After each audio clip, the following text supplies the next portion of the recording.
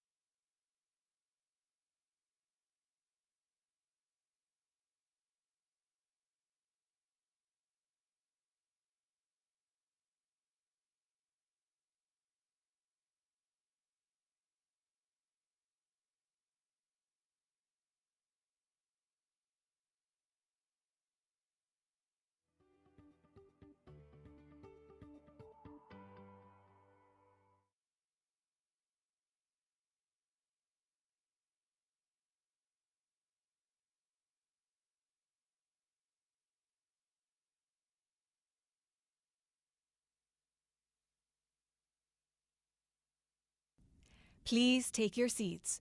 The program will begin in 5 minutes.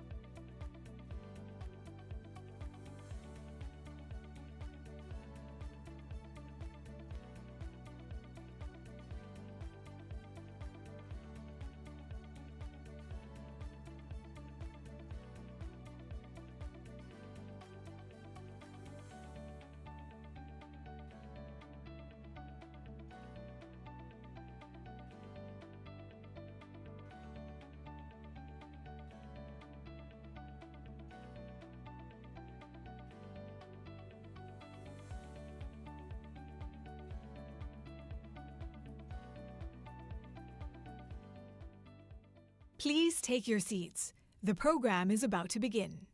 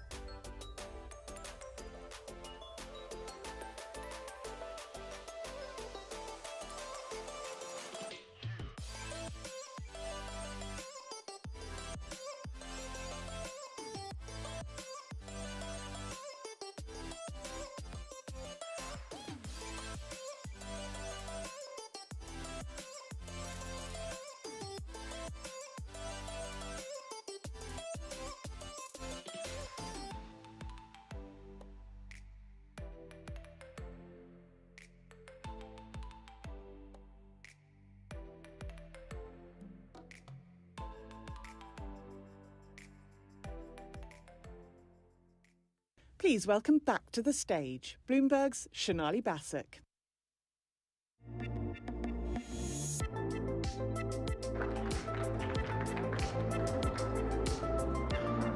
Welcome back to round two. We're looking forward to the afternoon with you. We've got an exciting afternoon of programming ahead for you. I know I have a few panels myself, and I'm excited to share them with you. But before we get started, we're going to start with a poll. So this is when you can pull out your phones. We have a QR code for you.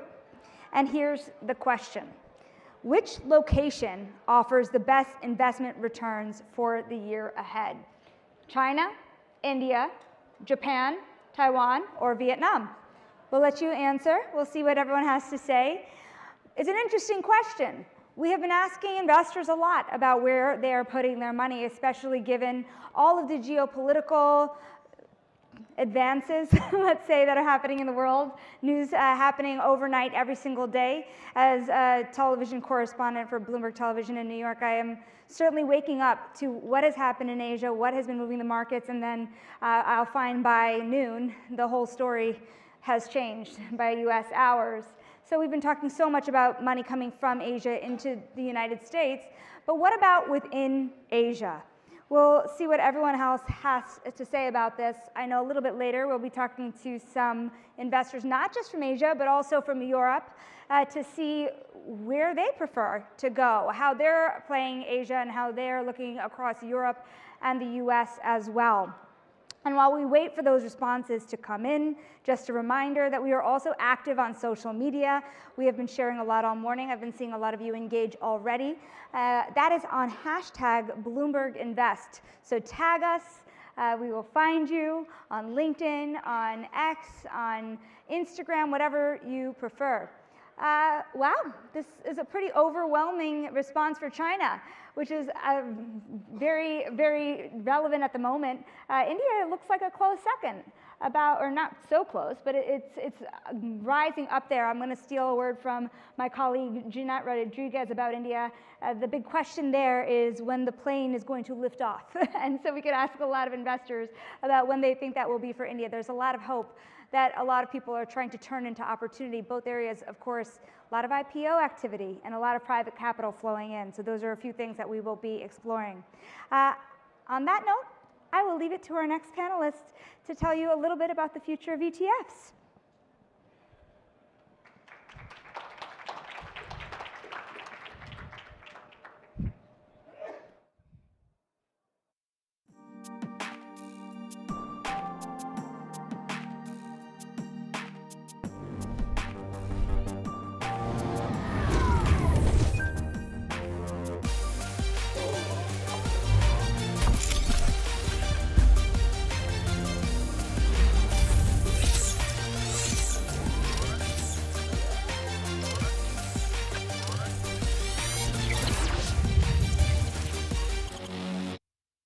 Please welcome to the stage Tom Digby, Head of ETF Business Development and Capital Markets, Asia Pacific at Invesco, for a conversation with Bloomberg's Rebecca Sin.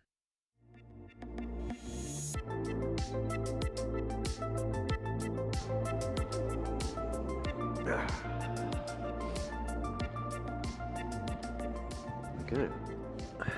Welcome back, everyone, from lunch. We are very excited to have this panel that's obviously going to talk about Invesco QQQ. But as this is right after lunch, we want to get some engagement. We know the food coma is kicking in, so we're going to start off with a few poll questions. The screen will show the QR code. If you can please scan it and answer the poll questions, and then we'll begin. So obviously, Invesco QQQ is the main sponsor of this event. For those that don't know, the QQQ tracks the NASDAQ 100 ex-financial stocks by market cap, so the likes of NVIDIA, Apple. And what you may not know is the triple Qs have actually almost doubled the returns of the S&P 500 since its inception in 1999. So if you're looking for a stock that has phenomenal returns, this could be one of them. My name is Rebecca. I am head of the funds research team at Bloomberg Intelligence, which means I breathe, eat, sleep funds. So QQQ is very dear to my heart. We love it. It's done very, very well. But in terms of QQQ, it tracks, it has roughly $400 billion in assets under management. So as you guys do the polls, let's see. Do you invest into Qs? 56% of you guys said no. So Tom, you have a lot of work to do. We're hoping in the next 10 minutes we can convince you on why QQQ may be needed in your portfolio. But let's see the next question. This one was a little bit trickier. And the next question is about the holdings inside the Q.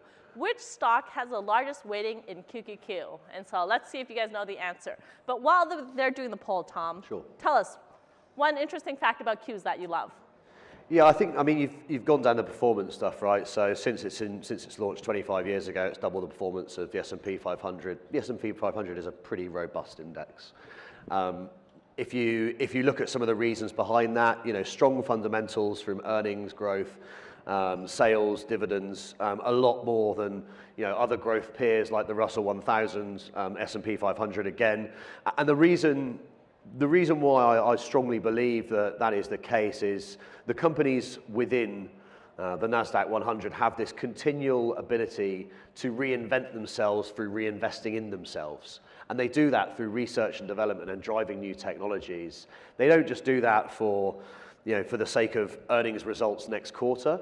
They do that for 5, 10, 15 years worth of business diversification. And when you're looking at these 100 stocks, the business lines within these companies are so diverse and so broad these days. They really are at the cutting end of new technologies that are available out there in the market today and improving consumer lives.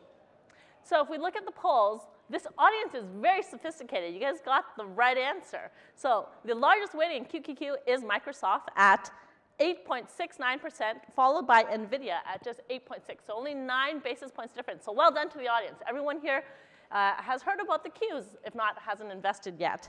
So a few interesting stats about the QQQ is that it is 40% Mag 7. So oftentimes people do think of the Qs as the tech stock to invest into, but what you may not know is that beyond the tech, it's actually 15% communications, 10% healthcare, and 10% consumer discretionary. So there is a lot more than just tech in there. So in terms of liquidity, Tom, it is the second most liquid ETF globally after SPY, and year to date, it has brought in more than 20 billion in assets under management. So obviously a very, very liquid ETF, Tom. When you think of the Qs and its liquidity, what do you think of? Yeah, I mean, there are multiple ETFs tracking the NASDAQ 100, and to be very clear, we're not making active decisions. Our role as the asset manager is to track that as efficiently as possible. What we say at Invesco is there are multiple NASDAQ 100s available, but they're all limitations compared to the size, scale, and liquidity of the Qs.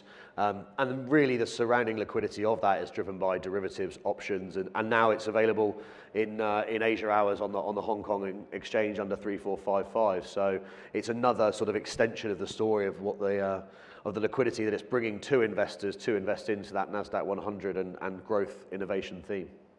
But I think when I was doing research for this panel, the Qs are so liquid just right after the SPY. And so as Tom said, there's futures, there's options, there's derivatives. And now that it's offered in Hong Kong, it just listed earlier this year in February under the ticker of 3455. You now have the option to trade in Asia or in the US. As we think of liquidity, it's very, very liquid, Tom. Do you have any thoughts around whether an investor should trade during Asian hours or during US hours? And something that you may not know is that NASDAQ is actually from 2026, pending SEC approval, it will actually be open 24 hours. So the NASDAQ Stock Exchange now is going to have 24 hours trading. So Tom, where should they go? Yeah, I mean, the NASDAQ might be open for 24 hours, but I don't think you'll be able to trade renminbi, for example, on the NASDAQ in the US very time soon. But we have multiple different trading counters, and again, that's because clients have asked us for that. So people are looking to interact live on the screen in a regulated market during Asia hours. Before our listing, we have multiple users of the NASDAQ 100 already on and QQQ in Asia. A lot of the MPF funds in Hong Kong, for example, it's been registered under ITCIS for a very long time, have been using that to interact with the NASDAQ 100 investment universe. Now it's available in Hong Kong dollars. It's another great use case for those investors that aren't looking to trade out of their Hong Kong dollar local currency and pay the FX charges. So again, it's just bringing more use cases to more people by bringing it to Hong Kong.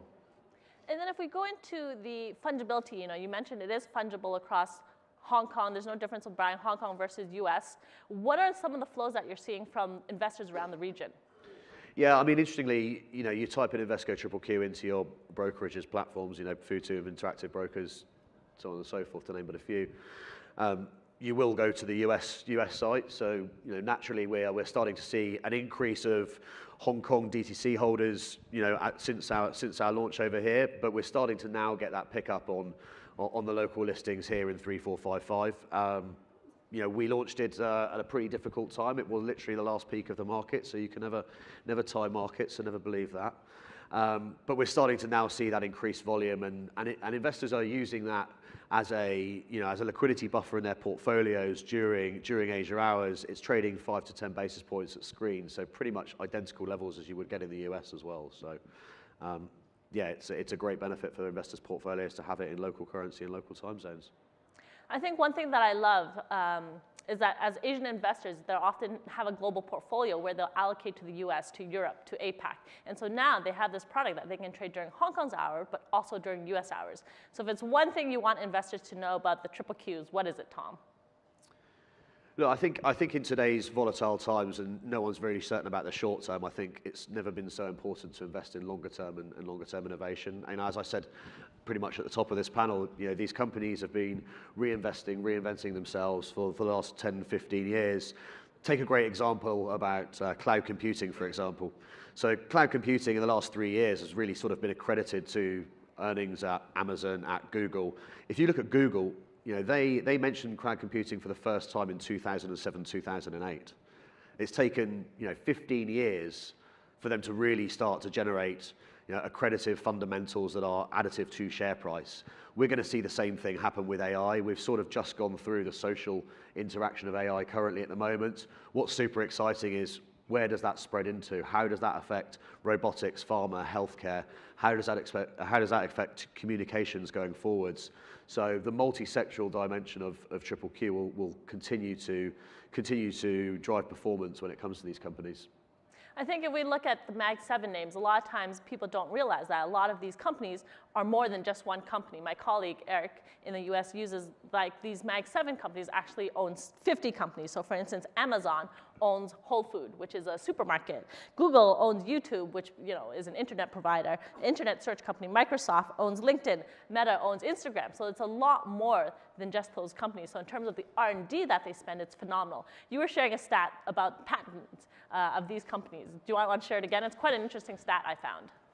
Yeah, so if you look back at 2024, 67 of the companies within the NASDAQ 100 filed one or more patents across 35 different disruptive technologies. So again, anything from the Internet of Things, cybersecurity, robotics, AI, and actually within AI, if you look at natural language processing, 45% of all global patents that were filed for natural language processing in 2024 were from NASDAQ 100 companies.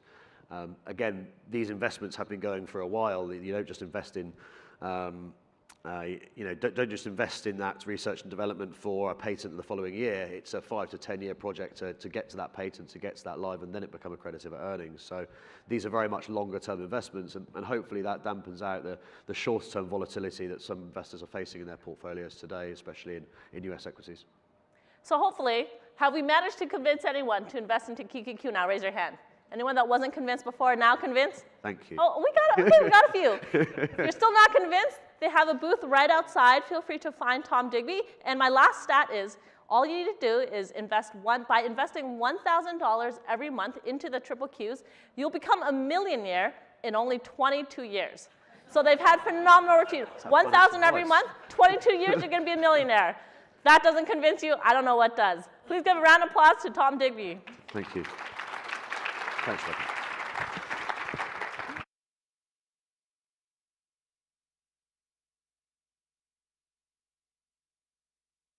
Please welcome to the stage Canada's former Minister of Finance, Bill Morneau, for a conversation with Bloomberg's Eric Schatzker.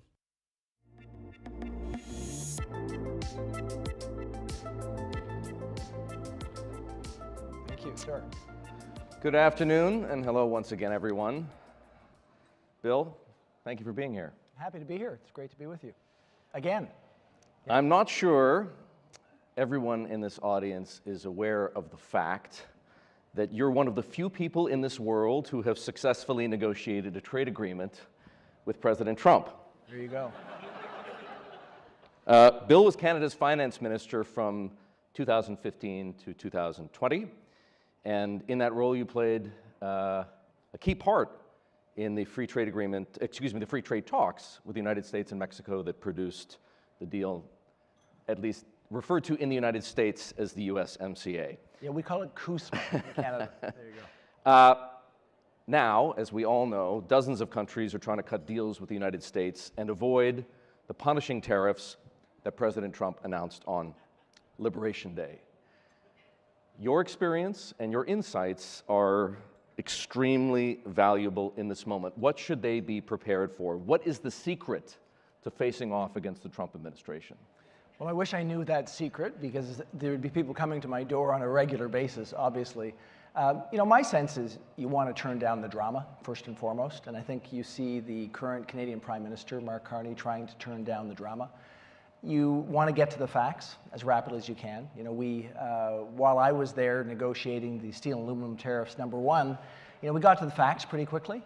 And then you need to obviously get to the details. And the details are challenging in any trade agreement, and that will be what's challenging people right now. Obviously getting through issue by issue in a way that can hopefully get you to a more predictable situation. The president leaves people with the impression that these deals can be cut over the weekend.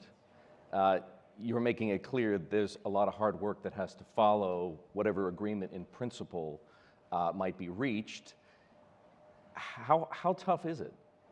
Well, the USMCA, I'll call it that, was announced in 2018. It didn't get signed until 2020.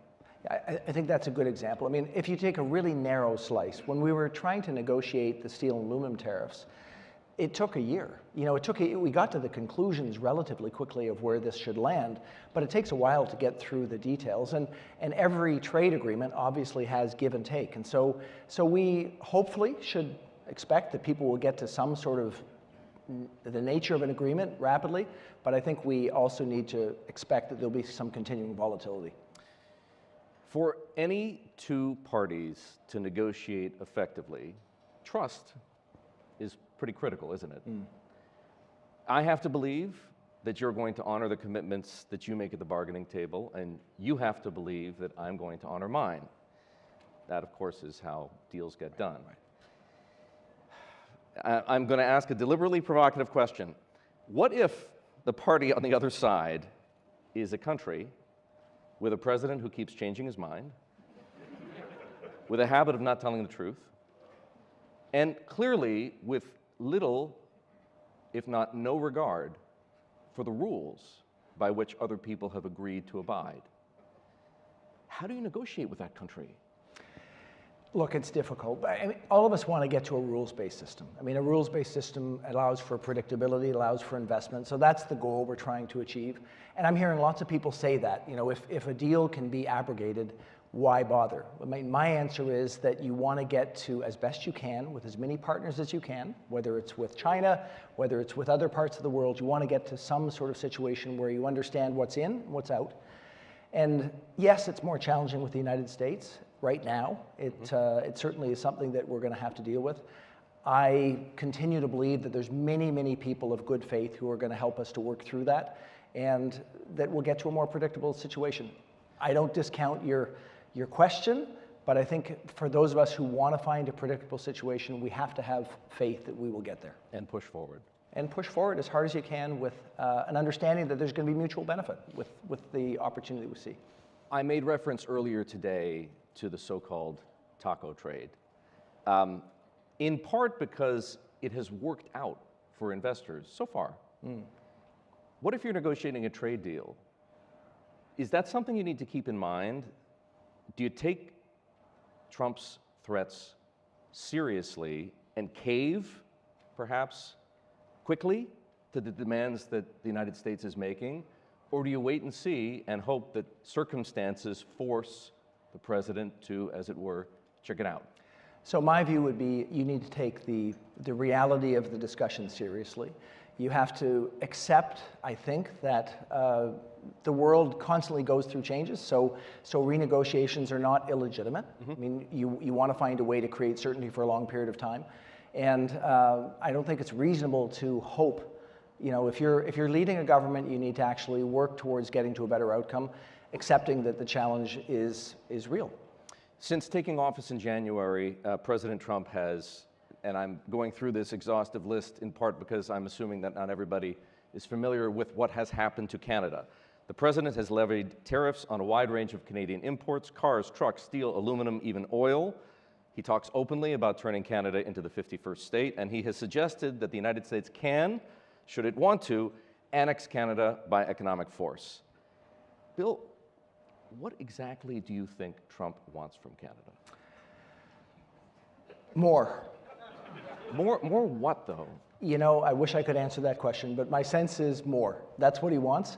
My expectation is that much of this is obviously posturing, that we're going to be in a situation where we're going to look towards, you know, a renegotiation that will include, you know, more access to Canadians' dairy, that we will ensure that we stand up and play our part with NATO, which Canada is doing. So that is the frame that certainly I start with. I think that's the frame that the Canadian negotiators start with. But I think the Canadian response, clearly Canadians are very frustrated by this. There's a real sense that we need to look for who are the other reliable partners that we have in the world.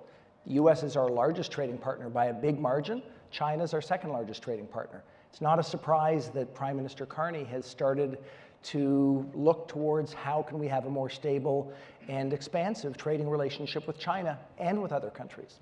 I'm very interested in the point about China, and I'll come back to it in a couple of minutes because I just want to pursue this dialogue that we're having about Canada's relationship with the United States.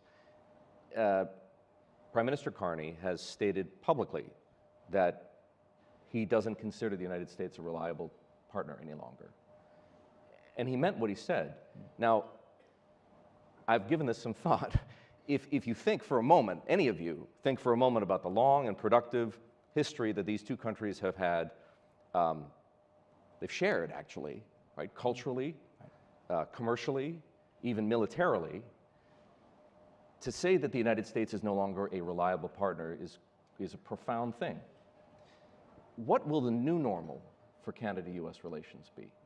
Well, we're working towards making sure that we do have a reliable interchange between Canada and the United States. I mean, that is obviously the goal. The current situation is very volatile. So I think what Prime Minister Carney is reacting to is this constant set of changes that are going on. And he's also, let's be realistic, he's also a politician. Canadians are frustrated. So that frustration needs to be voiced. But I think you're seeing two things at the same time, appropriately. You're seeing him voicing the very legitimate concerns that Canada has with the changing situation, and you're seeing him quietly behind the scenes work towards getting back to normalcy to the best extent possible. So let's get back for a moment to negotiating strategy. Canadians obviously have no interest in becoming the 51st state. They've said so in poll after poll after poll, and of course the Prime Minister has said the same thing. But it is arguably in Canada's best interests to restore as much tariff-free trade with the United States as possible, and also to remain inside the US security envelope. So going back to what you were saying about Trump wanting more from Canada, what should Canada be prepared to give up in exchange for that?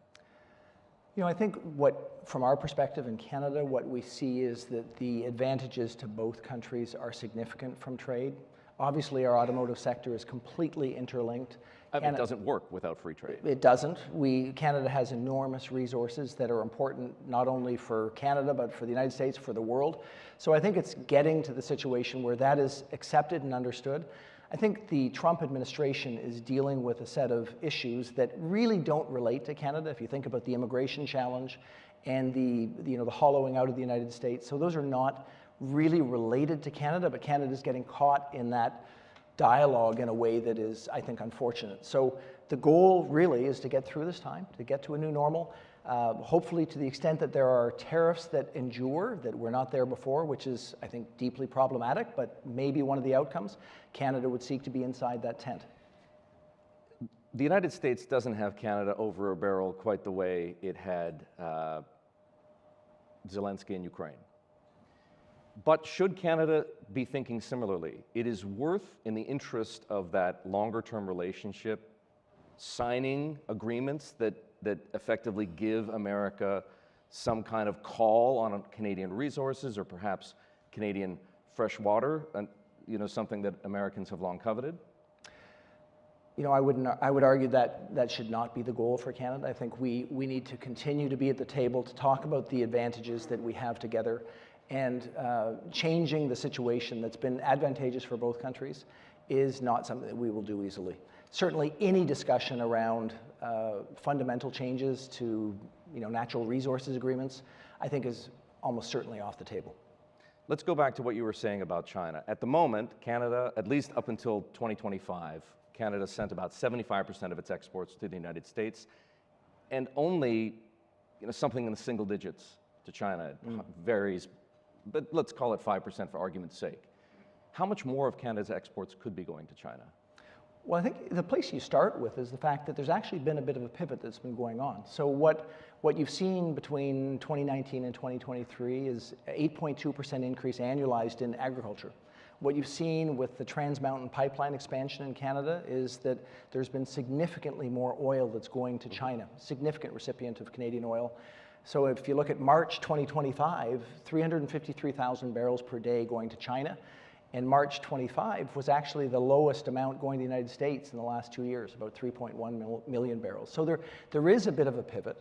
I think realistically, though, what Canada's objective will be to expand trade opportunities around the world. I mean, Mark Carney this weekend to the G7 has invited Prime Minister Modi of India. He's invited Crown Prince MBS from Saudi Arabia.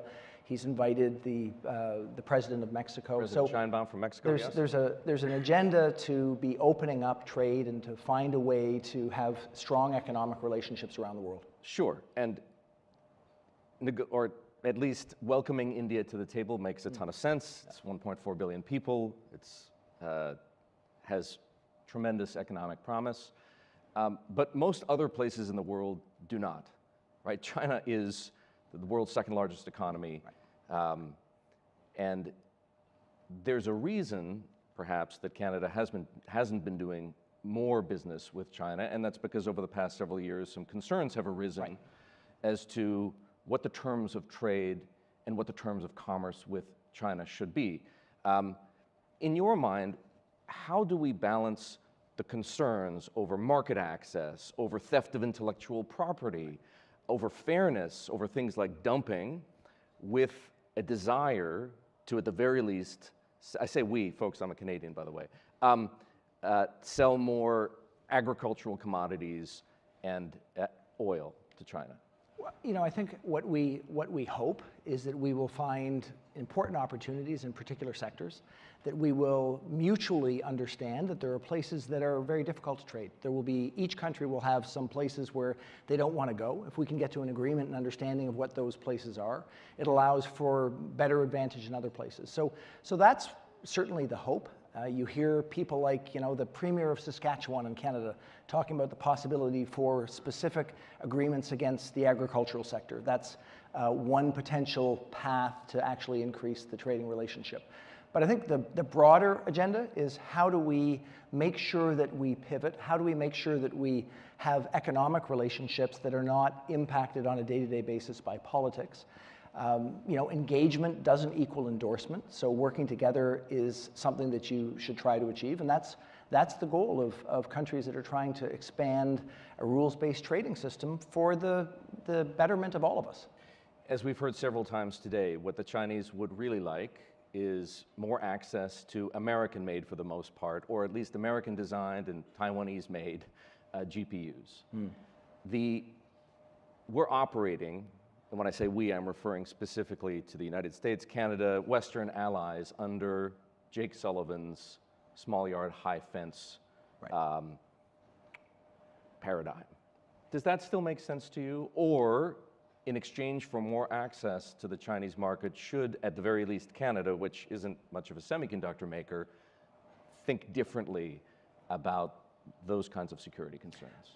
I think we need to be realistic about geopolitical issues, and there will be security concerns. I think the Jake Sullivan idea, the small yard with a high fence, what you really want is to make that yard as small as reasonably possible, given the inevitable challenges, and the fence as impermeable as possible. So those two things go arm in arm. That, I think, is much more a US-China issue than a Canada-China issue, frankly. But as a member of NATO, Canada is going to be part of that realistic fence. So how do we make sure that we have a strong relationship that allows us to expand trade? I think it will, by restricting the things that cause us consternation.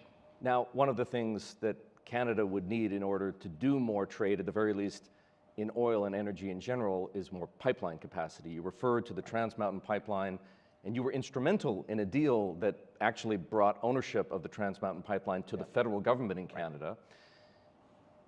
There are a number of options that the Prime Minister, Canadian premiers, and for that matter, Canadian oil companies are considering in the effort to try and expand that capacity. You could expand the Trans Mountain Pipeline, you could build a branch line off of Trans Mountain, or perhaps build a new pipeline through northern British Columbia to another port on the Pacific. What's the most realistic option in your mind? I think the Canadian challenge with pipelines is not so dissimilar from other countries. I mean, pipelines by definition go through multiple territories. So getting permits, it's always a challenge. In Canada, we've got different provinces, which was the problem with Trans Mountain. We have Indigenous groups with stakes to a lot of the land. So as you think about that, the north-south, rather east-west pipelines are particularly challenging. They go through a lot of land. To the west coast or to the north are going to, by definition, be a little easier. I think that what really the current government needs to do is think about what are the big projects, and it's not just pipelines, what are the big projects that can give confidence to the business community, to investors in Canada and in other countries that we can start actually getting big things done. And so that is the challenge. You pick whether it's the pipeline or the electricity grid, you pick the one that has the highest probable success outcome, and you start pushing for that. And that's what I think the government's going to be doing. Bill, thank you very much. Ladies and gentlemen, please join me in thanking Bill Morneau. Thank you. Thanks, Eric. Thank you. Thanks.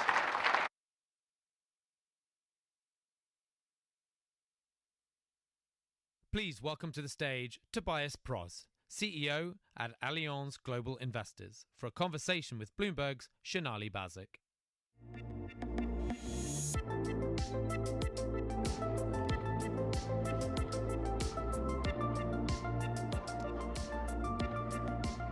Perfect act to follow. I was going to have you react to all of the global situations happening in the world today. Yeah, that's a tough one to follow on Bill. Thank you. So I will say there's one reason I brought my note card up here to ask you questions. Most of them I know off the top of my head, but there was one that you actually said is a particularly interesting question today, and that is how reliable is the U.S. market on a daily basis given the regular headline risk? How reliable? Yeah, thank you. If you look at the capital markets per se, right, and I think Bill mentioned it, on reliability, I would call it trust. It is a little bit more difficult than like in the past, right? I mean, whenever you wake up, there's news either on tariffs, on Canada becoming the 51st state, tariffs on China, tariffs on Europe, especially then on Germany, France, and others. And I think the reliability also paired a little bit with the interference of the actual administration on the Fed's independency, reacting to inflation and other things, is making it more difficult. Yes, it's causing volatility, but at the end, you always can deal with volatility, despite I truly believe it shouldn't come from an administration, but rather from the capital markets per se and the earnings and the prices you see. But other than that, yes, it's very much about trust these days. On the tariff front, that's one question. On the Fed independence front, it's another interesting one, given that a lot of the discussion throughout today, let alone the year, has been on how the interest rate differentials in the world are changing in a very, very meaningful way. What does Fed independence mean in light of all that? The pressure the president has really to make interest rates in the U.S. lower in the face of inflation threats? Look, if you look at the past, right, the Fed always have been at the forefront and so to say, our safe harbor if it comes to investments, which caused at the end also a structural overweight. If you look at all the indices, right, around the world, MSCI, look at the all-country worldwide index, 70% is on the US equity side, and let's face it, and we had it on here as well with Tim. If you look at the Max 7, right, how reliable are indices at the moment on the one hand side, but on the other hand, coming back to the Fed, I truly believe you need an independent central bank which is reacting to the market environment per se, also on the rate side, right? We expect another rate by year end. If you look at the European Central Bank, which is a little bit more favorable, they did now a couple of cuts over the quarters. We assume there will be more cuts in Europe, and this will lower to a 2% threshold, which is in line with our growth aspiration in the European Union. So I would truly say, I mean, the new safe haven maybe is not the US right now, but it can be still Europe in terms of replacement on your structural overweight in US equities. I was going to ask you that Allianz has strong German roots, but as the name implies, Allianz Global Investors. So where does that marginal dollar go? To the extent that investors are looking at places outside of the US, is it mostly Europe, would you say, or is it Asia or elsewhere? It's clearly both, and I was wrong on the first poll, right? I put all my coins on India, despite its a fantastic country in terms of being the biggest IPO market these days. But we are acting in both China and in India. We are one of the biggest investors in China A, and we have launched our India equity fund quite successfully. However, if you look at Europe and the price earnings at the US, if you compare this, which is now at the ratio of 24, and if you look at the 10-year ratios, right, and the average, it was 19, so you really see that US equities always have been overpriced. Europe is quite affordable, quite cheap. By the way, we are great in making cars, not only insurance and asset management, but if I look around, all the ladies with the LVMH bags, right, so thank you for continuing growing our GDP in Europe. We desperately need it, so come over. It's reasonably cheap to make a vacation. However, on a more serious note, I truly believe that you will see this in the price earnings revision, that Europe going forward is a very good place. It's very cheap, and it is more stable than you think, because we also discussed it earlier. Europe always needs somehow a crisis to evolve, right, and get better and reinvent itself. So if there's one good thing you can say at the circumstances right now, all the pressure coming from Asia being really the growth engine of the world, having an administration in the US which is reinventing itself in its partnerships and questioning partnerships which have been lasting for more than a half century. So this is really, like it or not, a good thing for Europe, because you have seen what happened on the financial stimulus, right? When Europe came with the Germans saying, we're going to spend 500 billion on defense and infrastructure, you have to take this into account as well. So I truly believe there's great opportunities within Europe, not only Germany. An interesting point that has been made to me by a number of investors that we've underexplored on this stage so far, with the tariff strategy from President Trump in the United States, do you think Europe will link more closely with China at the end of the day? Look, I truly believe Europe needs a pragmatic approach with Asia and needs to get a little bit more independent. We had been clearly profiting from a peace dividend, right? I mean, it had been mentioned by Bill again, US taking care on the defense side within NATO. There had been a structural underspend even in my home country. And if you look in Europe, there's also indifferences on the 2% up to 5% of GDP investing into military defense, and we are catching up on this. But if you now look at Europe per se and Germany, we already had a quite fair deal with China in terms of import and export, right? China had been one of the biggest importers to the US, but also into Europe and the other way around. So I truly believe Europe needs a more pragmatic way, and I think this is an opportunity for us to step in where others do step out. You mentioned a little earlier, well, you questioned the safe haven status of the United States. As such a large investor, more than 600 billion in assets in US dollar terms, where does the dollar go? That's a tough one, and most probably all my people or my staff will kill me if I come back home, because we are on file and it's broadcasted as well. If you look at the US dollar, I mean, look, there is a couple of folks out there. This is not our Allianz Global Investors house view, just to be very clear, whom said, well, euro, dollar, 140. I don't think so, but 120, 125 can be very realistic. So how do you think about it compared to other currencies like the yen? I think the yen will profit, and if there's one concern you may have is really right now, if you look at the recent developments, is maybe the capital markets underestimate the possibility of stagflation, which is one thing, which also will mean that given what we described earlier on the Fed piece, on the dollar, look, when I joined that industry 25, 30 years ago already, everybody told me, Tobias, the de-dollarization is an ongoing piece, the rise of Asia. We haven't seen this, but I'm pretty sure over the next 5 years, we see that trend really getting more and more realistic in terms of Asia, and maybe also saying that the yuan becomes somehow a reserve currency, because one thing is sure, right? And also what you can observe, right? If you do not have a seat at the table, you're normally by default on the menu. So who wants to be at the menu, right?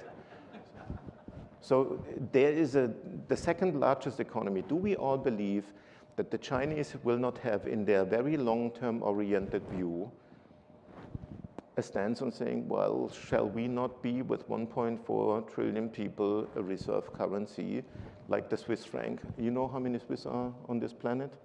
It's around 11 million. Just to let you know, put it in perspective, right? So the euro is certainly not, but I truly believe, yes, this is a fair chance in the next couple of years. A lot of people brush off the concerns about the US losing reserve currency status. What do you tell those people? What are they missing? Look, let's not getting into the drama mode, right? The US, just to be super clear, is one of the strongest economies worldwide. It had been a fantastic partner to Europe and to the rest of the world over the last 50 years. And I truly, truly believe there will be a more moderate approach going forward because you cannot screw all partners. And I don't think that's the intention by the US government at all. However, there are always ups and downs, and sometimes you win, sometimes you lose. I'm not saying that the US is losing out, but at the moment, I mean, the signals are rather at the wall and the signing is on the wall that others can catch up.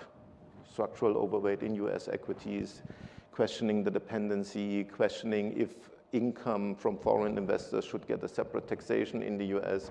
I mean, where do you think people will place their money? I'm not saying that they sell out the US equities or US bonds per se, but cutting back to a normal weight is more than a likelihood. Section 899, I think, is what you're subtly referring to there in the tax bill. You know, it is very, very relevant to my next question. We have a 30-year bond auction in the United States tomorrow. Would you buy?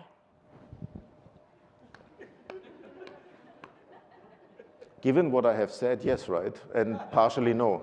So if you look at the 30 years bond, it was minus 36% over the last 30 years, right? It's mounting 5 point, whatever it is, 5 point. Give or take, depending on the day.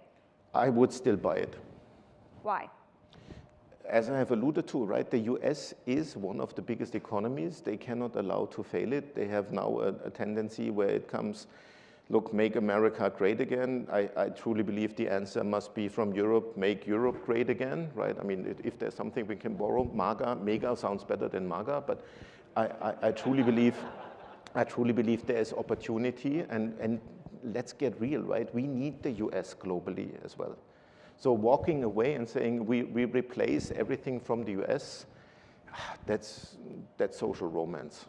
So we're looking at a market where fixed income was always considered safe, but it has been quite volatile in recent years, even the safest. Which is great times for active investments, right? So. Well, tell me what you think then. Equities or fixed income? Which do you prefer at this juncture?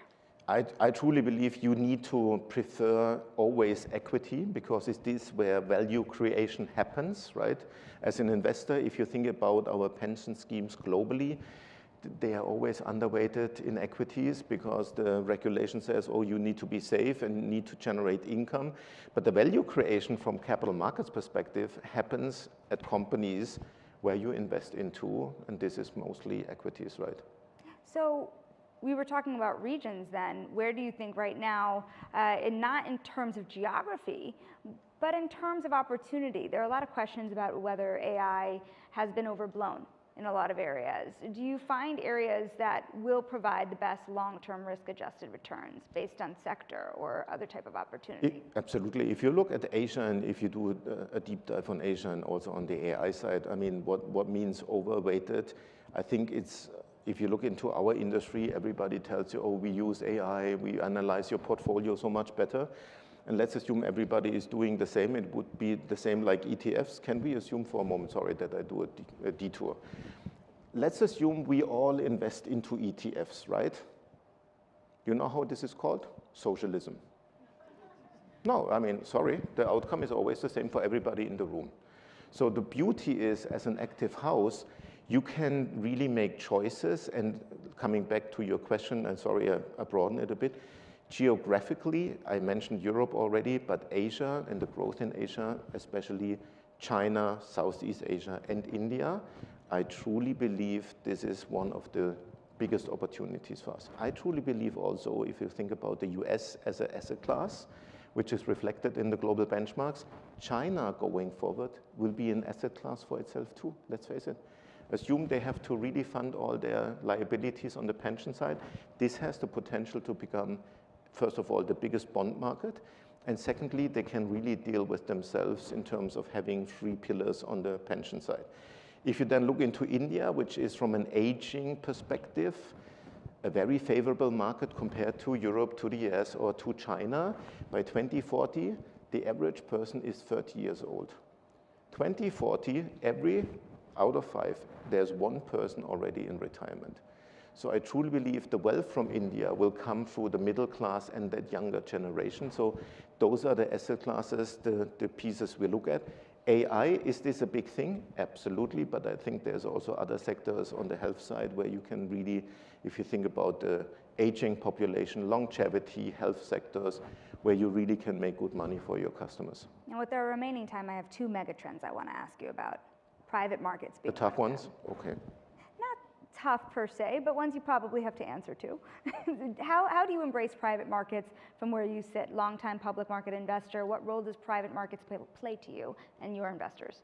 Look, private markets is a very important franchise to us. Out of our $620 billion US, we manage 110 in private markets. So in 10 years, what's going to be the mix? We hopefully have reached the 175, 200. It really depends on, I think, the growth perspective per se. But if you look at growth markets, the private markets piece and creating accessibility to retail customers will be a huge thing.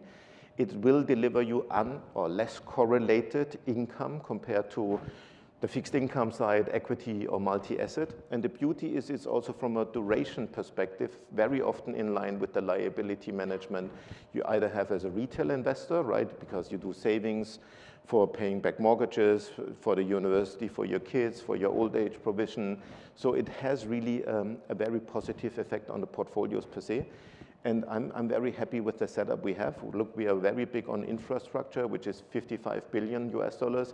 We have a private credit and private equity book, which is technically the same amount.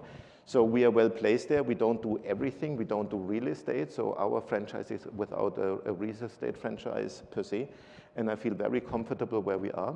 And yes, we want to grow the business. And you also will see on the private credit side and with the debt within the governments, I truly believe public-private partnerships will become an even bigger and more important investment over the next decade. You spoke about the opportunity for mergers and acquisitions to grow in that space particularly. How big are your ambitions? Look, I truly believe we need to do the right thing for our customers. So it's a very customer-driven journey, right? If there's appetite, we want to grow. Ambitions at Allianz, you need to ask my CEO, because Oliver has very high ambitions for us as a group. And we just follow and will deliver, and stay tuned, and we will grow organically. We have a very strong parent company, which is investing a lot into private markets. We invest on behalf of our third-party clients as well. But other than that, I'm very confident that this is a very important asset class. And as you know, we never comment on rumors and speculation. I know it's part of your DNA, you have to ask it. But yeah, stay tuned. I mean, we grow organically, which is great. Absolutely is part of my DNA. Journalists must ask everything. Absolutely. So next mega trend, digital assets. What is your view? Yeah, look, as everybody already has fallen in love with crypto, we gave ourselves a hard time and said, no, this is not for us. Why that? As a fiduciary manager, you cannot invest into, at least from a moral perspective, this is us being very traditional, but maybe boring is the new sexy. I don't believe in any kind of assets where there is no physical underlying, right? I mean, how shall I tell investors if it blows up, oh yeah, we did this on your behalf, but Tobias, where is the underlying? Yeah, look, there have been 3 colleagues working somewhere. So look, I truly believe there's enough opportunity if you think about blockchain, if you think about tokenization, also making illiquid assets liquid and investable.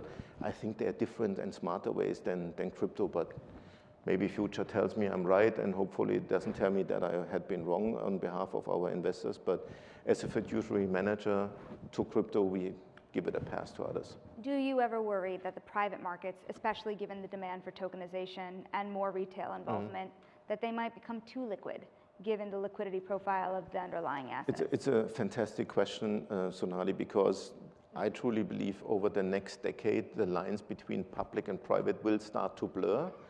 As the underlying will become, there will be similarities, let me put it that way.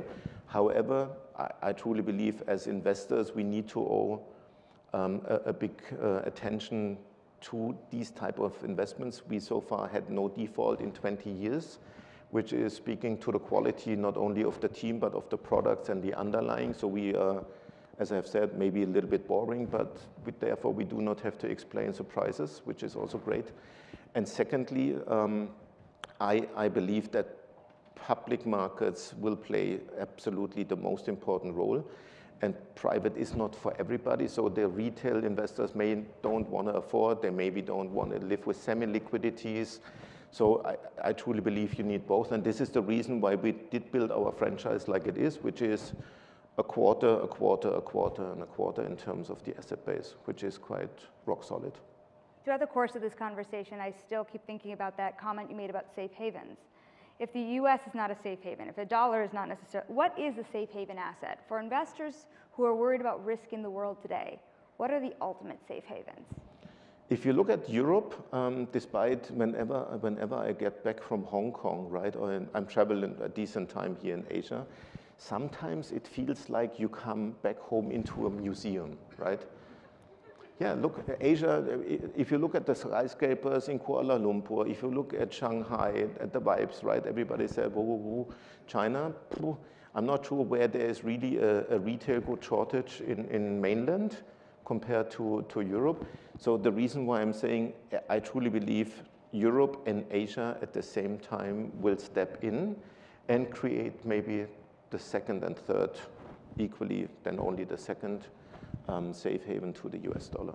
You know, I could do this for an hour, but you're lucky we're out of time. Tobias, Thank you so much. So nice to have you today. Thank you all very everybody. much. Yeah. Thank you, Sonali.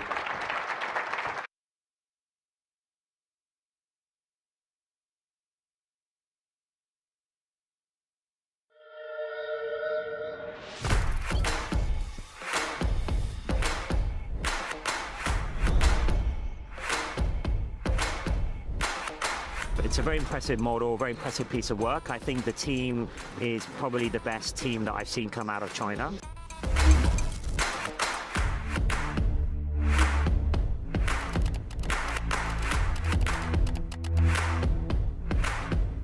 How do we compete with China? Not on the chip side, not on the model side, but on the applications and the use of the data to actually do stuff.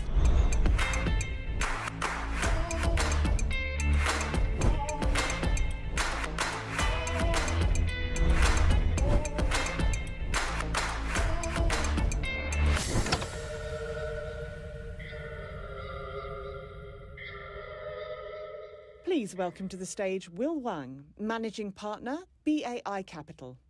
Tim Wong, Co-founder, Monolith Management.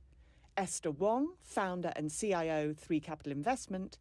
and Liu Yuan, partner Zhenfund, for a conversation with Bloomberg's K1 Ha.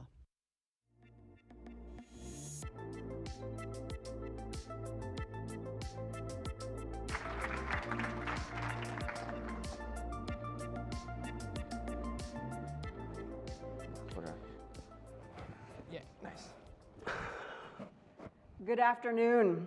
Well, DeepSeek stunned the world and made headlines earlier this year when it released its AI chatbot, rivaling that of OpenAI's models at a fraction of the cost. Meanwhile, you've got robots from Unitree out of Hangzhou running EV factories. From AI to cutting-edge robotics to EVs, it's very clear that China's startups are working overtime to really close the gap with the US and dominate the technologies of the future. We've got a great panel here, and I want to chat with them about all of these developments. Now, Yuan, let me start with you. Venture capital investments into Chinese-based companies last year, as well as the last couple of years, have been falling. You're one of the biggest Chinese angel investors there. What do you see as, the most exciting development? I mean, has DeepSeek really sparked this frenzy in terms of AI and finding the next DeepSeek there? Yeah, I think, well, DeepSeek is a very special case in the sense that they actually never took any venture funding. It started as a side project of an entrepreneur who did quant trading himself. So, it's not really, it wasn't a commercial project to start with, and we're obviously not investors in DeepSeek. But I think we did notice from DeepSeek that there are started to be very genuine innovations in both the very foundational model layer as well as application layer in the venture scene. And I think it did boost the overall confidence in the entire entrepreneur community in China in building something that is world class. That's great. And I want to talk to you, Will, about BAI Capital. I mean, obviously, you guys started as an investment arm of German media conglomerate Bertelsmann, and of course now have a portfolio of more than 200 tech companies there. When you look at the tech space over the next 18 months, what are the most exciting, places where there's unlocked potential? What are you guys specifically looking at, especially as it comes into AI? Yeah, I think the post-DeepSeek moment and also the reasoning models give opportunities for especially AI applications. And we see developers in China are really, I think they are really advantageous in developing these apps and also ship it out to global market. Like what we have in China recently, we see a lot of general AI agent products and also vertical AI agent products going on.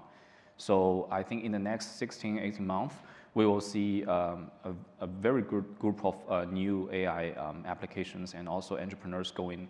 One example here is if you look at the video, AI video generating apps right now in the global app store ranking, I think 3 or 4 out of 5 top ranked apps are from China, like Hailuo, like Kelin, Pixverse. So we already see these players battling in the global battleground and taking shares from what used to be like OpenAI and OpenAI related applications in the market. Yeah. Great. Now, Esther, you're kind of the anomaly here in the panel in that you don't really invest in Chinese-based companies, but obviously AI companies globally are very important. I wonder if you can talk about your strategy of why overseas and not specifically Chinese companies. Well, I mean, think about how long it takes a true deep tech company to be profitable, right? So Salesforce, it took Salesforce 10 years. It took Amazon 10 years. It took Uber over 10 years. It took Tesla, I don't know how many of you know this, but it took Tesla 17 years to be profitable. Now, any of these companies, they might have a hard time getting listed in China. Because as all of you know, like all of us here that deal with Chinese local market, realize that there's actually very strict listing rules. And behind that strict listing rules is a very strict also investment rules. So when you actually take money from, let's say, a local entity, usually government related, they actually would have a lot of criteria that come to it, such as, you want to relocate your headquarters there, you want to put some, research team there, you want to do certain criteria, and one of them usually is, time to IPO. So that actually gives founders a little bit of, mismatch incentive between how to grow a company versus how to make the company quickly commercialized. I mean, these two approaches, nothing wrong with it. It's just that companies in China are more encouraged to be having a faster commercialization path than outside of China. So now thinking about my investment, where I think AI can make the biggest investment impact. The investment impact, and I respect that people are investing in the application side, so AI agents and all those robots are fantastic. But I think the biggest impact would actually come from AI infrastructure, i.e. how we currently create the process of AI compute. The AI factory that we know today is actually dated, right? The reason that NVIDIA went up 30 times in 5 years is because GPU happened to be the right tools to train AI models. But now, 2025, we're at this pivotal year. For the first time in history, the compute used for inference, i.e. people that use this every day, versus the compute used for training is actually higher. So that means that there must be a better way to produce AI to meet the surging demand, right? Jensen Wong from NVIDIA said, the demand for inferencing is 1 billion times higher than training. So of course we need a new paradigm in how to do inference. So these companies might not get profitable in 5 years, 10 years, but I want to invest in these companies. So that's a very long-winded answer to say why I want to put some money outside of China. Yeah. And outside of China, where specifically, is it mostly US that you guys are looking at? Yeah, you have US, you have Japan, Singapore. So a lot of these innovation can come anywhere, right? But US is a very natural destination just because historically, US is a place with a lot of breadth and depth of different kind of VCs and PEs. So yeah, US would take on a good chunk of it. Great. And of course, Tim, you invest in public companies. How are public companies thinking about when it comes to unlocking the AI potential there and the companies that you're investing particularly? I know chips is obviously a big part of that. Yeah, chips are obviously a big part of that. I think in the past 2-3 years, if you look at public equities, a lot of these value creations were coming from the infrastructure side, which goes, up to natural gases, nuclear power turbine, and goes all the way down to how do you build a data center. You have to have connectivity, you have to have cooling, and also you need chips at the end. So I think in the past 2-3 years, it's about debottlenecking the entire supply chain to build the AI factory to make the models work. And I think, and if you look into that value creation process, a lot of that, predominantly a lot of that value creation come from public equities, public companies. And I think it's how it works in the previous technology revolution as well. But I think going forward, which is very interesting, as Esther mentioned, is that we're moving from training to inference. We're seeing token consumption on the inference side. Skyrocketed this year. So that creates an interesting angle to think about. If you look into the technology cycles, every technology cycle, it starts with the technology in the lab, in the university, and it's visible, and we invest a lot into the infrastructure. It was the PCs in the 80s, it was the internet, it was the Cisco in the 90s, and it was the towers, 3G in the 2010s, and now we're investing a lot into the data centers. But the value creation in the next phase, if we truly believe inference, I think it has to come from applications. We have to build real, we need to build real applications. We need to solve real problems, and we need to create real use cases. I think that's from our perspective, going forward, the value creation. From my perspective, I look at public equities. I think the market breadth is going to be tremendous. Sorry to use that word, but I think we look at education, we look at finance, we look at healthcare, we look at even gaming.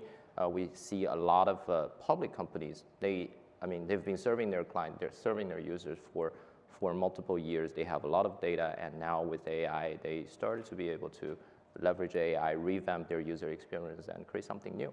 So I think that value creation in the public equities are going to be very different from what we've seen in the past 2-3 years, which is, very narrowly focused into semiconductors and infrastructures.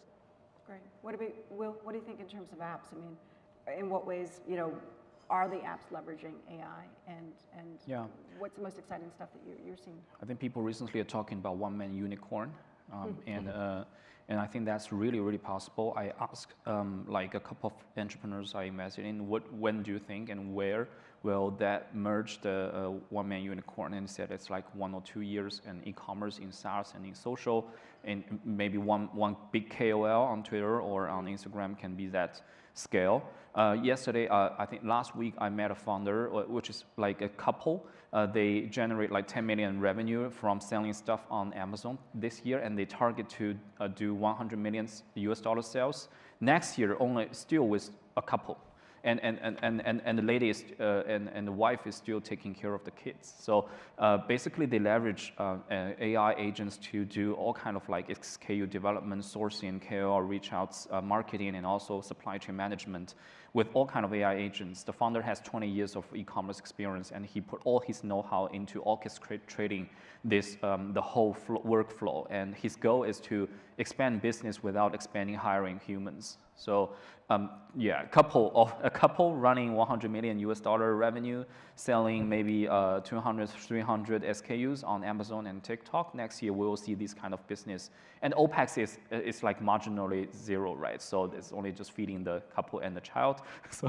So the margin will be high, and we'll see that kind of business emerging, not only in potentially like people easily to imagine SaaS, but also I think in e-commerce, in KOL, in gaming.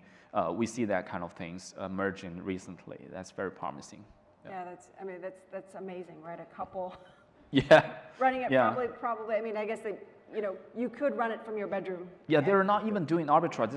They're not selling the SKU that Chinese manufacturers are not selling in US. They're just using AI to develop the SKU and also try to use AI to capture some of the long tail demand from the market that usually a human operator will easily neglect. So that's very interesting. Yeah. That's great. Now, you guys invested, Gen Fund recently invested in Manus, or reinvested in Manus as well. And most of that is of that work. I saw it on the YouTube. It was really cool in terms of what they were doing in terms of agents. I wonder if you could talk about that kind of growth and why Manus. Are there lots of other Manuses around that you guys are looking at? Well, yeah, sure. I think almost every Chinese venture capital investor is looking at, say, a local team trying to build a second or third Manus, and they literally sometimes even do look the same. But my guess is if there is a second Manus, it wouldn't look like Manus. Manus is actually a very interesting story in the sense that, so the founding team originated from China, but the product, not just Manus, but also the preceding product, Monica, was actually not even available in the China market. So from day one, for a team that has never been to the US, or I'm not even sure they've been out of the country at the time, were able to build a product that is used globally outside of China. And because they work with a lot of models, like say the US companies, OpenAI, Anthropic, and they do not provide service to the local market, like the US models. So the product is actually only available outside of China. So I think that's a very interesting phenomenon in the sense that these seasoned entrepreneurs who went through the very ferocious competition during the mobile era in China, that they're totally born and raised up in China, but were kind of self-educated with the US narrative. Like they grew up on Twitter in a sense. Since high school, they've been scanning Twitter and Reddit. They not just Manus founders, but also founders that we have backed in China, that they actually, their startup manual was Peter Thiel and Mark Andreessen's books. Right? And Paul Graham is like their god, basically. So they were able to experience the mobile era war, the competition, cutthroat competition in China, and at the same time be able to stay curious in exploring everything happening in the Silicon Valley. And I think as a result, the former experience, like the battlefield experience in competing in the local training ground in China, provide them with the capability to iterate really fast. But at the same time, they remain very educated and curious on all the new playbooks, like how to hire, how to scale, how to kind of explore new paradigms from the valley world, right? So, and they hear the preachings from their kind of distant mentors in the valley. So like I always joke about how Peter Thiel and Mark Andreessen have no idea like how many mentees they have in China. So I think it's very encouraging for us to see that such a local team can build such an international product, not just from the user base standpoint, but from like the product design, the aesthetics of the product. And so, yeah, I think we believe we will see more and more of such teams be able to build a product on a global audience. But at the same time, they do have to tackle a lot of geopolitical issues and try to avoid being the victim of the bigger debate that they have no control over. So. Yeah, we definitely want to talk about the geopolitical scene as well. I want to remind everyone, we've got a QR code up. We'd love to hear questions from you as well, so please use those QR codes and send us questions. I guess, Esther, I mean, that in some ways that's a perfect segue to you. I mean, we're talking about allocation of resources, we're talking about talent. I mean, you're looking obviously overseas, but a lot of these founders, and when we were talking just behind there in the prep room, a lot of these founders that you're focused on, I mean, they are Chinese, origin as well, right? Yes, I think Manners is a perfect example of the best marriage of both worlds, right? Because I mean, what does it take to create AI itself? It needs 4 elements. It needs data, right? So data is publicly available. Same in China, same in US. You need algorithm. Algorithm is talent. So I mean, China is uniquely advantaged in this point because even look at China, even US AI scientists, half of them has Chinese origin. So we know that we are good with tech stuff, right? So that's number 2. Number 3 is the hardware, in which there is a lot of debate on that part happening. And the 4th one, and I think very important one, is the feedback loop, right? How can you iterate a product quickly? And that, in that sense, China has a very unique advantage because of the population with such a vast country, and people all have the propensity to try something new. So the testing feedback loop is really fast. The refining and the reiterate of a product is really fast. And if we can bring that along the talent and the product market fit that, let's say, refine in China to promote overseas, it's actually a very good marriage. To be fair, it's not an area that I invested in, but I just feel that this is a very good example of how 2 worlds can work together. Right. We've talked about bottlenecks a little bit too, but Tim, I want to come back to you. I mean, what do you? Obviously, chips and data centers. I mean, these are the structural stuff is very important. What do you see as kind of the biggest bottlenecks for AI, and what are you looking at in terms of companies that can address that?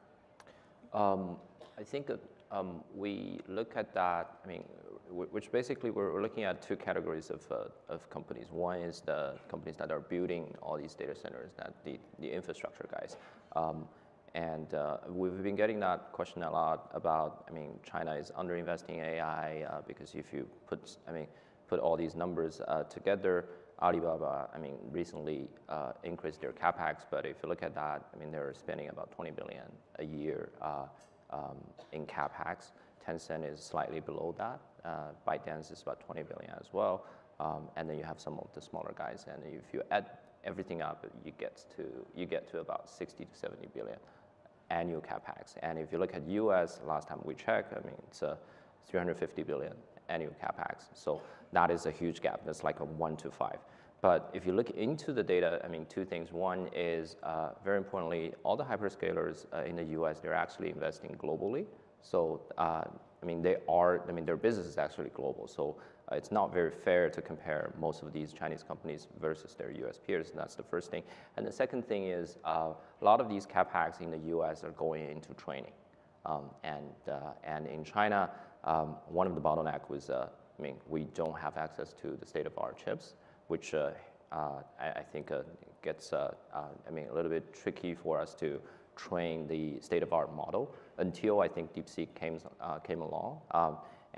So the point I was trying to get is if you can find a way to efficiently train the state-of-the-art model, or if you have a business model that focus solely on inference, not training, because someone else has already trained the model, and it's a good model, it's an open source model, it actually saves a lot of the prerequisite investment. So my argument is that from an investment perspective, I think that people have the willingness to invest, people actually have the balance sheet to invest. The number actually are, I think from our perspective, if you're investing 70 to 80 billion every year, focusing on inference, I think that's actually a good number. So the bottleneck is, and the other bottleneck in the U.S. we observe is power. Power is power is a very hot issue in the U.S. So and it's not such a big issue in China. So that's very interesting. So from our perspective, if you look at infrastructure, I think the biggest bottleneck is on chips. But the silver lining is, again, back to DeepSeek, if you have someone acting as a AI lab, train most of the models, and then open source to everyone, and then the question for everybody else is just to do inference. And the beauty of inference is that you don't need state-of-the-art chips. You can train. You can use some of the outdated chips to do inference. I mean, one of my friend working in these companies he was joking that if you're brave enough, everything can use. I mean, you can use everything as for inference. You can use CPU as inference. It's just it's a matter of cost. So we see the domestic alternatives like Huawei or Cambricon. Some of these companies, and they're actually offering very good alternative if you're using their chips for inference. But if you're building a large cluster like XAI, hundreds of thousands of chips to do training, my understanding is there are still bottlenecks. So that's the infrastructure category. On the applications, I think there is no bottleneck. I would argue that, from Chinese perspective, with the mature technology, if you want to build an application, leverage that technology to serve your user, that's actually something that China has been doing very good at. We have much more sophisticated engineers. By sheer population, engineers, product managers, those people were, I think, well-trained in the mobile internet age. So I think on that category, I'm actually very, very confident that just to remind everybody, ChatGPT was launched in November 2022. And for the first year, you don't actually have very good product to say. All these Cursor, all these Gling, all these other things, they started to ramp up last year. But we in China has only entered into the ChatGPT moment. If you consider DeepSeek as the ChatGPT moment of China, we've only been here for like 3-4 months. So I would argue people need to be a little bit patient on that. Probably a little bit longer than 3 months, but 4 months, 4 or 5 months for R1, Is there, and I guess there will, in terms of the bottlenecks that you see and what Tim is talking about in terms of chips. If China still cannot get access to the highest, fastest NVIDIA chips, and obviously the U.S. is saying that's not on the table, that's obviously something that they want to really protect. How do you see then, what advantages then do Chinese companies have in terms of developing?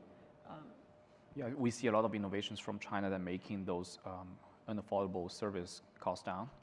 And like the example I threw out is the video generation. So I think right now there is an app called Pixverse that you can generate 5 seconds of video just using just 5 seconds. So and also it's free, and the company still has like 70-80% gross margin because they have a very strong cost sensitive tactics to make everything affordable.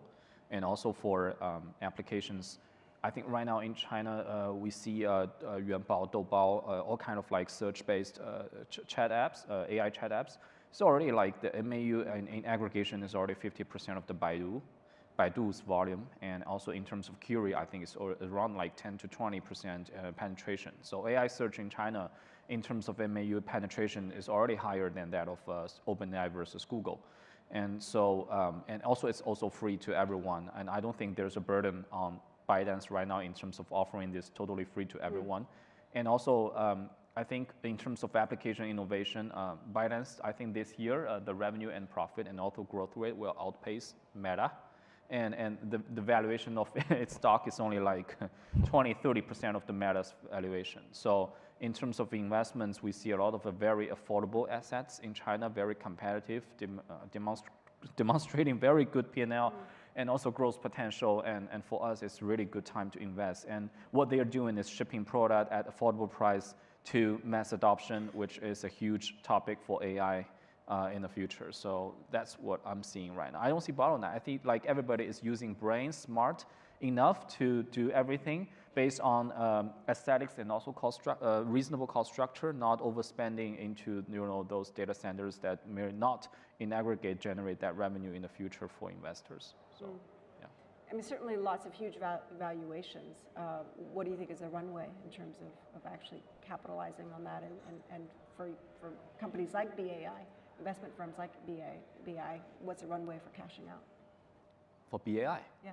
Oh yeah, we recently had a new fund kicking off, and it's also kind of like very good fundraising progress. And also our existing ones still have 2 years. No, not really 2 years. We started at 2021, so yeah, it's 2031. So we still have lots to invest. And also this year, I tell my colleagues like it feels like going back to 2013. When I was talking to Kuaishou, 500,000 DAU, 70 million valuation, super affordable, and micro data change, like the DAU rate from 7% to 15%. Su Hua joined the team, bringing all the algorithms. I feel like the same vibe right now, seeing a lot of applications with revenue ARR and also traffic ramping up. And we see a lot of like good entrepreneurs with super ambitious, and we see deals like under 100 million valuation. And Yuan just told me like the average valuation they recently invest, in terms of angel investment is super affordable, less than 10 million. And we do have some very early stage 10 million valuation deals, very, very ambitious and also legit founders. So yeah, I think our bullets was prepared for more growth deals, but recently we invest a lot in early stage founders. And that's something similar to 2013, not 2021. Although some of the deals in AI right now is feeling like 2021 consumer sector in China, which is super expensive. But the overall average vibe is to support early stage entrepreneurs right now. Yeah.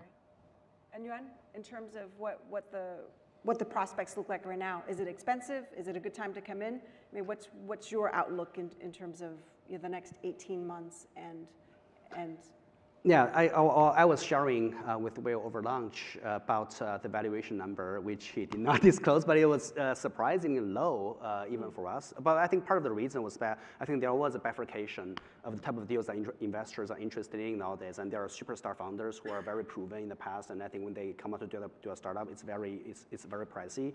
And then there are the other set of, say, very young founders, usually first-time founders, sometimes if they're even in school, and it takes some courage for investors to make a bet on those people.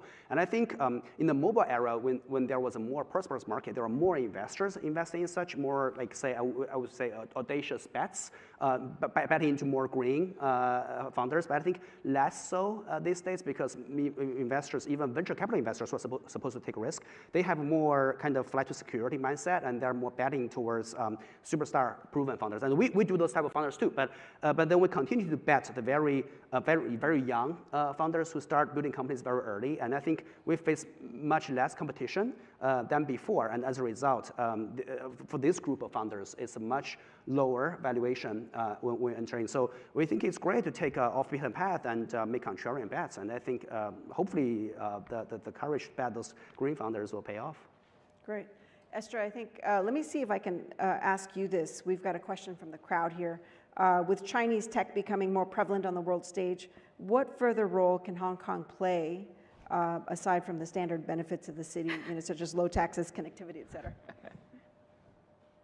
You leave me the hard one. Okay, so yeah, I think the previous speaker, I don't remember his name, he's saying that every time when he comes back to Hong Kong, he feels like he's going back to a museum. There are some elements of truth in it, right? Because Hong Kong, despite the fact that we have a very well-structured legal framework and a very, very free capital market, the adaptation of tech is pretty darn slow. Let's face it, right? I mean, we still pay our taxis mostly by cash, right? I mean, we don't do a lot of things that is taken for granted in the greater part of China. But you know what Hong Kong really does have, I found quite precious and close to my heart. As some of you probably know, I'm one of the earliest members of SenseTime. SenseTime is a Hong Kong first-grown AI unicorn, and is founded by one of the professors at Chinese University of Hong Kong. So among the world's top universities and research institutes that study AI, in fact, Hong Kong, all 5 universities in there. So what Hong Kong has is a lot of AI and related talents. What Hong Kong does not have is after you nurture those talents, how do you incubate them and how to help them to go to the next level? Because I used to be the judge for Hong Kong AI Lab, which is a organization between the government, the Science Park, and SenseTime and Alibaba. So every time when I look at these applicants, right, from Hong Kong universities, I felt like, yes, this idea is fantastic, but there's no testing ground for these ideas. So at the end of the day, I see either these ideas die because it's a student project, or for the very, very few that survive, a lot of them actually went to Shenzhen, right? Because the market is significantly bigger. And remember what I say, it takes 4 things to create AI. The last, and I think the most important thing, is the feedback loop. In Hong Kong, if there is so many regulations, the implementation is difficult, the feedback loop becomes really long and inefficient. And I think that's one unique benefit that China has, and Hong Kong should take more advantage of the access to China and to more access to the Greater Bay Area resources, so that we don't waste these talents that's being incubated in Hong Kong. And I think talent is obviously such a huge issue as well. And I know in the prep room, you guys were duking it out because fighting about yes, fighting about. You have to tell us somebody stole somebody's. She accused us of stealing an intern from her. You guys did, okay? Which we have not confirmed yet. Yes, you guys did. We'll look into it. So no, because of geopolitics, and I'm sure you guys are well tuned with this, but I mean, we do see a trend of a lot of these super smart Chinese AI students that from U.S. universities that come back to, let's say, Hong Kong, China, or back to Asia in general. So we have these amazing kids from Carnegie Mellon. She interned at Meta and interned at NVIDIA. And she's supposed to be our summer intern. You're making it really hard for her. So she signed with me, and then after she signed, she said, "I'm so sorry. I got approached by another nameless VC that they want to go." And then I said, "Why is that?" Because interestingly, related to your last question, you know why? Because she said, "There's not much going on in Hong Kong. More going on in her case is Shanghai. More going on in Shanghai."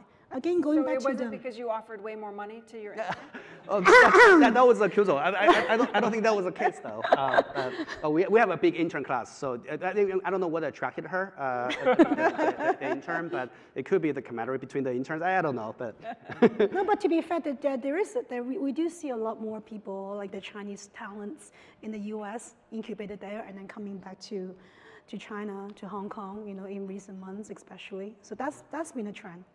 Now, do you guys think that might be accelerated now at this moment? Because obviously the Trump administration has been talking about limiting student visas, targeting Chinese students in STEM as well. I mean, have we already started to see reverse migration? Are people calling you up for jobs? Yes, I'm really in gratitude to what the chaos he created, the global market, that's really, really pushing a lot of Chinese talents finally clarify in their mind that staying in the US is not an option, and really going back to, I think post DeepSeek moment, we had our AGM with all our LPs. It's the first time in the last 3 years that really most of our foreign LPs came to Shanghai, and try to understand what's DeepSeek and going out and understand the portfolio there. And they just like looking at the new, it feel like they're looking at the new land, like non-familiar new land, that, the fundamentals are really good, and the talents are really, really impressive. And so, so we have 2 trends, right? One trend is Chinese founders going abroad, setting up entities in Singapore, and also trying to go to US. We have several portfolios, founders base themselves into Silicon Valley, talk to the Silicon Valley funds, and trying to make it a global company or pretend to be a US company. But also we have a lot of talents coming back from US, especially US university graduates. Yep. And they're not going to UK for sure, and they're going back. So that's a good sign, and we are really happy to invest in those talents right now. Great. Well, we only have less than a minute left, but I do want to throw to all of you one question, since I'm also interested. What, in your mind, is the most exciting use of AI that you're dreaming about, that you're looking to invest in? Any kind of crazy, wild ideas out there? Do you want to go ahead? Yuan, you want to start? Start with the venture guys. Oh, but we never have a premeditated thesis on thematic, like say products or a sector. So we're more founder focused. So I guess we'll probably take it from the founder perspective. So what we're seeing is that founders we're looking at are younger and younger these days. So today actually there was a great company. Unfortunately, we're not an investor of Esther 360 that just went public. Just had an amazing IPO. And I think 10 years ago the founder was like the famous batch post 90s. Founders, founders who are born after 1990. So we're like seeing a lot of founders these days, like that are born after 2000. So the post 2000s founders, and sometimes we're like, oh, this is not even young enough. Like we're looking at founders at like say 17-year-old, right, when they're just about to enter college, things like that. So because all the technology is so new, everyone is kind of forced to the same even starting ground. I think the founders they start to get their say computer science education younger and younger. So we're just saying they start to be able to build something when they're say like 12, 13 or something. All right, just like the classic generation of founders like Jobs or Zuckerberg in the U.S. So we're starting to see these kids being able to have the capacity and resource to explore something purely out of curiosity and to start building. And so we're just really interested to see what is the future, who is the future, say, prodigy founder there where we can bet. So I think that's our perspective, instead of a product that we can envision. Yeah. And you, Esther? So for me, I'm a little bit biased because I don't invest in applications. So I don't back in one-man billion-dollar company. I do a lot of AI infra, and I do believe that the most exciting thing is happening on how to reimagine how AI is being created. There are many ways that AI can be created significantly more efficiently. So one of the ways of thinking is how to make the data center itself more efficient, because data center takes 12 months approval from the government. You have to buy the land, you have to build a building, and once you build a building, 50% of your electricity bill went to cooling. That is absurd. Okay, so we are actually backing a company that builds data center in space. Because in space, solar energy is free, of course, 99% efficiency versus 13%. And you don't have to pay the government. You don't have to worry about building. And guess what? Space is minus 250 degrees. So you don't have to worry about radiation cooling, super effective. So you don't have to worry about cooling either. So that is happening. It's not science fiction. We're going to have a first launch in August with SpaceX. So I'm super excited. So that's one of them. Another example is how to make compute itself more efficient. Because all the compute that we know right now is based on transformer-based token calculation, okay? However, I'm a mom, okay? My daughter can look at the dog twice and know that the third dog is a dog. However, the same computer would take a look at literally 1,000 pictures of a dog to realize that 1,001 picture is a dog. Why is that? Your brain is a lot more intuitive than a GPU. So the future, how to make this compute more efficient is you should be biocomputing. The data center will have the silicon-based chips along with biocomputing chips. So I'm also very happy to say that we are one of the earliest backer of the world's first neurocomputer. Wow. So you use your brain neuron to make a CPU. Now, this is not science fiction. I'm very happy to say that the company has actually commercialized, so they've been getting significant interest. We've been getting calls nonstop, literally nonstop, from drug companies, from robotic companies, and actually from universities around the world. So I think that we have to rethink how to create AI, and this is what my company is focusing on. So we're incubating these companies to rethink AI production. That does truly sound like science fiction. Yeah. Tim, can you beat that? Yeah, well, I can't. I'm a public equity guy. I'm very short-sighted, unfortunately. Dream case of AI, maybe AI become very good investment analysts, so these guys don't kill each other, try to fight for interns. She's welcome to intern here. She will regret it. Okay. Joke aside, I think, I don't have a specific case of, like dream AI use case, because if you listen to everybody talk about the big pictures of AI, it's about AGI, and AGI essentially is do everything for you, and eventually you don't need human in the loop.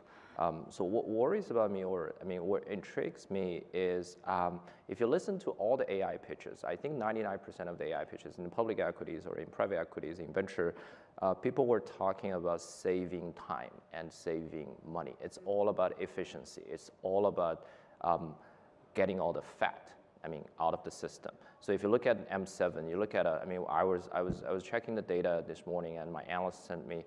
If you look at the recruiting data for undergrad student in computer science, they started to have a very difficult time to find a job in the U.S.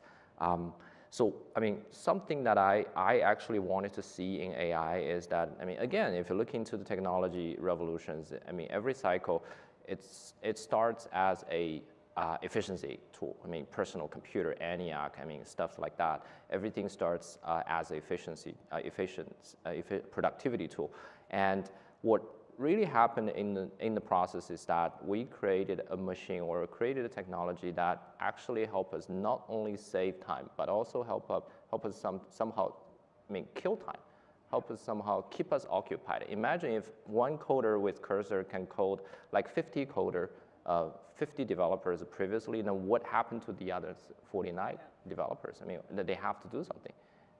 So I think Will may have. Yeah, Will may have. Will may have somebody. I don't have the answer yet, but that's something that I keep in mind. That's great. Well, what about you? What's the most exciting? Yeah, we are more consumer facing. So maybe next month you will see one of our portfolio company launching an AR glass that can record the 8 hours, 10 hours your day, and also help you to record audioly, and also understand the context, help you summarize, and help you track your well-being by understanding what you're seeing and or your audience is seeing. Although it's very privacy sensitive, but actually it's really going to, this is like it's going to record your life and help you memorize everything. So that's the AI glass. And another example is we see a company that building. So whenever you have an idea, want to build something, you just type in whatever you want to build, and they will generate a 3D model for you and ship it to you in a physical way. Wow. And so that's a very, very personalized e-commerce platform that it can ship everything you design from your mind. And lastly, I think the personalization will be huge in the future in AI. I think for time killing, we are seeing a case that they will generate cartoon and also video by just scrolling the screen, and it's not TikTok like one man creates something and millions look at it. It's like everybody's looking at everything differently just by prompting to the model and generates the content that you're looking at in a very instant way when the cost of AI inferencing is really going down, and everybody will see different cartoon, different image, different news, and different videos on the same app generated by AI. That's amazing. Yeah. So from personalization to AI in space, we have lots to look forward to. Thank you so much for your time. Thank you. Thank you. Thank you. Thank you for being a great audience.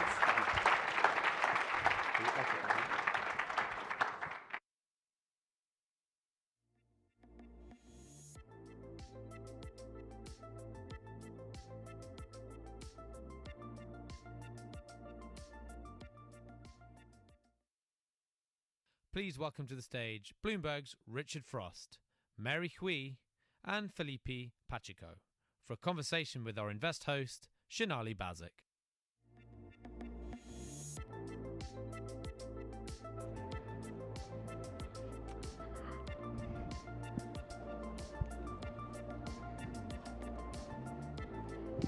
They say we save the best for last. And it's because it's our team. I'm very excited because we have now the Hong Kong edition newsletter, and it brings so much of the best of what we do at Bloomberg, but puts a very fresh spin on it. Richard, what is the goal of the newsletter? What can you expect to find in it? So the newsletter we've really designed around Hong Kong and how unique Hong Kong is. Everyone who lives in Hong Kong here will know that Hong Kong is separately and together, a village, a city, an international finance center, the gateway between China and the US, and the West, as well as the lightning rod between US and China when it comes to tensions. And it can be all those things at once. And so there's often a lot of different things happening. What we try and do in this weekly newsletter is look at the most interesting things that have happened, analyze them, talk about the most interesting part of them, and then have that as one single product. So interesting. So we have two correspondents here who contribute to the newsletter in addition to their day jobs covering billionaires and the weather here. I've learned about the typhoon season in real time. Felipe, it's funny. I was the equivalent of Felipe's intern when I first joined Bloomberg more than a decade ago. What are some of the things you've written about? There was one story in particular that really struck me. A spin you had done on the C.K. Hutchinson $19 billion port deal. Where do you spend $19 billion if you're Li Ka-shing? Well, Sonali, I think that maybe you've seen a lot of opportunities to spend those $19 billion here in Hong Kong. I know it's your first time here. And I think that, as Richard explained, I think our idea with the newsletter is just to bring those topics that are on everyone's minds. Here in Hong Kong is to talk to the city, is to actually give it a spin, give it a different direction for themes that are very familiar to maybe the users of the terminal or someone who uses their information to actually make decisions on a daily basis. In this case specifically, we are just representing a team of reporters that we have within Bloomberg's newsroom, and we are all contributing to the newsletter somehow. We had the chance to actually tell the story of Li Ka-shing, not just of that specific deal that's still in the headlines. We don't have an outcome for that deal yet, so he's not able to spend those $19 billion. We don't know if he will be able to spend that $19 billion or not. But the point is, we just shed some light on the company itself, on the history, on what was behind it, on why was it so important geopolitically, and let's say all of this was done at the same time in a very easy way in your inbox every Thursday. So you're ready to talk about all of this with your friends during the weekend. And Mary, you don't just report about weather too. What are some of the more interesting things you've written about for the newsletter of late? Well, there's a lot going on in Hong Kong, right? We're all spending, 10, 12 hours at the office, the finance industry that we're all here representatives of or part of. We're kind of, there are a lot of type A personalities, and we found that actually another thing that our readers really like reading about is another type of type A activity being just heading out to the outdoors, lots of adventures, long hikes, ultra running. We just interviewed two teachers who put together this 100-kilometer trail connecting streams and back trails, just this really adventurous outing that you can do on your weekends to explore these various corners of Hong Kong and kind of just add some spice to the day-to-day life. So that's what we're trying to get across in the newsletters. As a New Yorker, I have to say I'm very jealous. I thought the Hudson River was beautiful until I saw the terrain of Hong Kong. I cut a deal with Richard before this. I said, okay, you have another newsletter coming out tomorrow, but you have to subscribe if you want to hear the secret details. You seem to know some interesting places to find the best food in Hong Kong for the best value, don't you? Yeah, well, we do. Every week we have a review of a restaurant. Often it's a new one. With the one we're doing tomorrow, one of the big trends that's been happening in Hong Kong is the retail trade obviously has not done very well, and restaurant business is in trouble. We talked to some of the most successful restaurateurs to find out what tactics they've used, to enable them to be successful, where we see others founder. Out of curiosity, where have you enjoyed eating most? One of the people we talked to, I enjoy his restaurant a lot.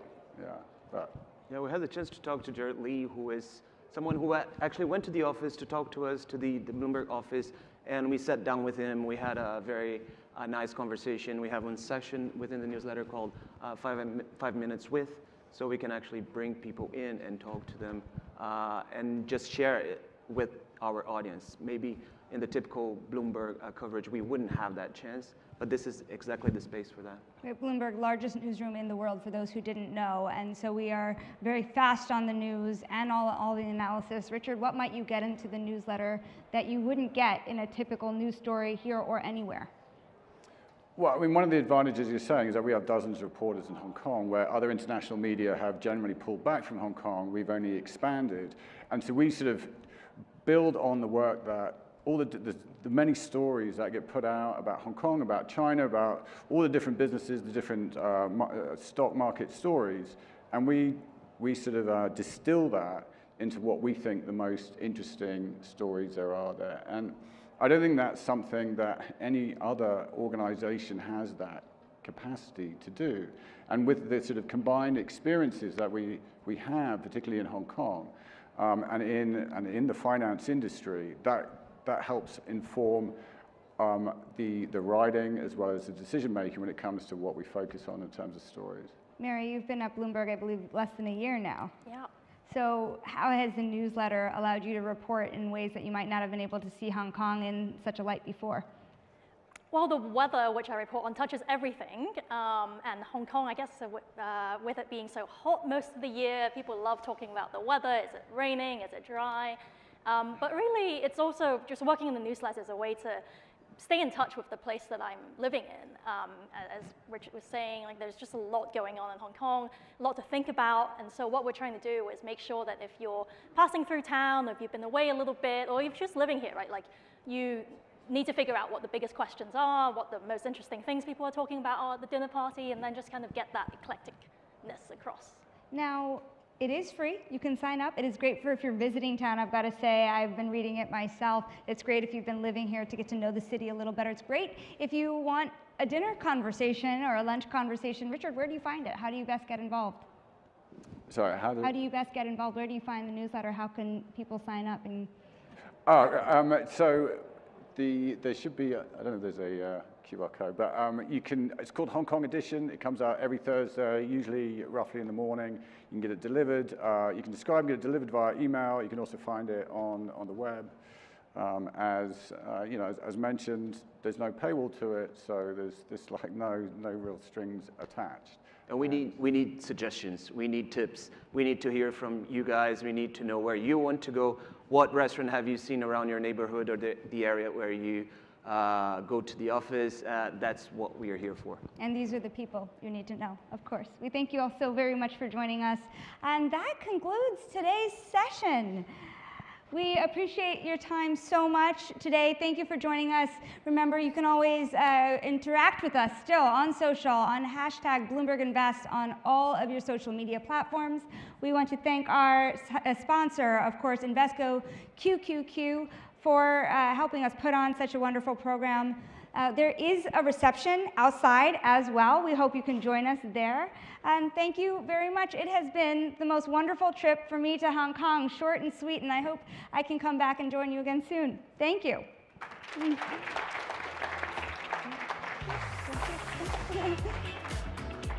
Thank you.